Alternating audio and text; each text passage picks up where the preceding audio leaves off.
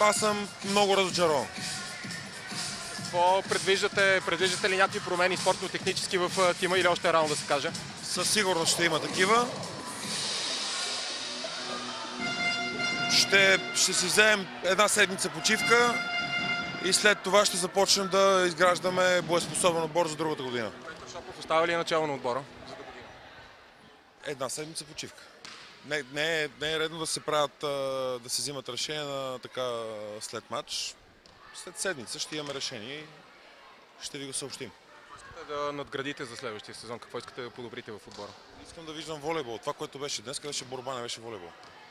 Един от лидерите на Левски, Спас Байрев, бе изваден от групата непосредствено преди този матч. Каква е причината? Появиха се информации за допинг скандал, че е дал положителна допинг проба. Ами, който ви е дал информация, явно вие имате повече информация от мен. Аз не знам какво да ви кажа. А каква е причината, поради която е изваден? Имаме проблем с Спас. Ще можем да говорим по въпроса в сряда на обяд.